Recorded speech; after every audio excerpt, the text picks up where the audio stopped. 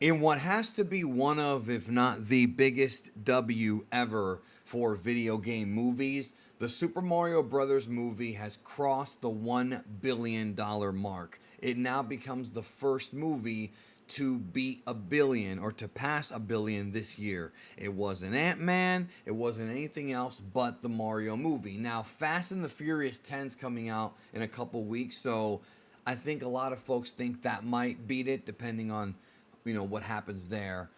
At least go over a billion, that is. But for a video game movie, for a movie that essentially is a cartoon movie for kids, and granted those movies do well, but to do a billion is still pretty rare, and the Mario movie has done it. This is from the New York Times right here. It says the animated film Super Mario Brothers movie crossed the 1 billion box office threshold on Sunday, making it the fifth movie to do so since the start of the pandemic. That's a good sign right there, and the surest sign yet that the theatrical movie business is on the rebound after a prolonged downturn. That was a big concern for me. I talked to a lot of my friends who are deep into the movie business, and a lot of them were talking about how this could actually be the end of movie theaters, and that going forward, the big chains would go down. I know that Regal Cinema filed for bankruptcy, I think, but the big chains would go down, and then you'd have the smaller chains still providing movies in the theater, like theatrical experiences, but only for certain movies for a limited time. And one thing that's definitely changed is how fast movies end up being available after the theater. Ant-Man 3 and Creed 3, both of those movies were available online within what, a month, maybe 6 weeks. I remember being a kid, and many of you remember this too. If you wanted a theatrical movie if you wanted to buy it at home, whether it be on VHS, DVD, or whatever was available during your childhood, you had to wait like 5 months.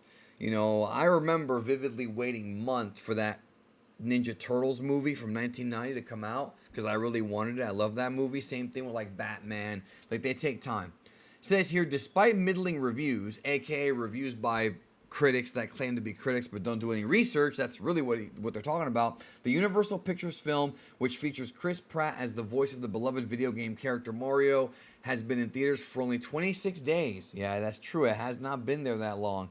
And is now the seventh biggest film in Universal's history, passing both Jurassic World Dominion and the animated Despicable Me in worldwide box office gross. Yeah, I mean, Mario, it took them so long to make a Mario movie like this. It took them, I mean, think about how old the Mario character is and how easy his story is to tell and how it appeals to so many children and adults. Because this is one of those generational movies that if you were a kid and you played Mario, which pretty much every gamer has played a Mario game at least once. I wouldn't even understand. I don't even know anybody who hasn't, right? And then they grew up, then they have kids who are now playing the newer Mario games or possibly the older ones on like the Switch console, the virtual console that you can play Super Nintendo games. Whatever generation you're from, whatever version of Mario you prefer, a lot of folks have kids now, and this is a family movie for people of multiple generations. Multiple. I mean, dude, even my parents, who were old and weren't even American, I mean, we were all from Cuba, even they, like, understood the appeal of Mario. Even they got, like, why Mario was such a big deal in the 80s.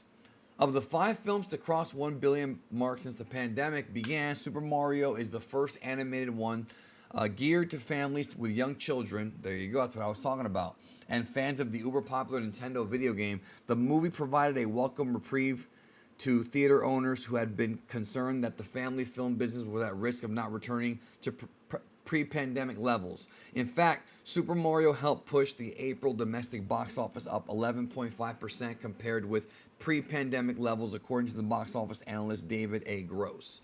So it's a big deal, y'all, and you have to understand something.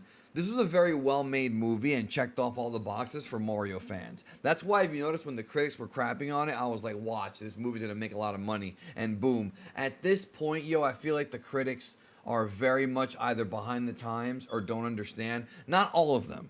Not all of them, but a lot of them, it's either about their own personal politics or, comparing it to some real world event instead of just sitting there and enjoying a movie about a plumber who goes to save the Mushroom Kingdom. This is not a secret, like, political brainwash film. It's a kids movie that adults can enjoy because it was well made and fun and genuinely very good. It's a very good movie. But let's not forget that had it not been for movies like the previous two Sonic films, which were similar in tone but also different ideas, because this movie was all animated, whereas the Sonic film was like that animation mixed with real world people, which they could have done for this, and I'm glad they didn't do that. I'm very happy they just kept it to cartoon. But those two films, and even before that, Detective Pikachu. There have been other good video game movies. I saw one of the Silent Hills and I kind of liked it. Forget which one. And Mortal Kombat, the original, was good. The original Mario movie from '93 is like good in a train wreck kind of way. You know what I mean? It's fun, but not really a great movie. This movie captured not only the spirit of Mario, but who Mario has been for the past 3 decades, 4 decades. It's a big deal. So what more can be said, yo? The article's here. It crossed 1 billion. That's a pretty big deal, yo. That's a pretty big deal. What do you think about this achievement from the Mario movie? Let me know. Take care, and I'll see you in the next video.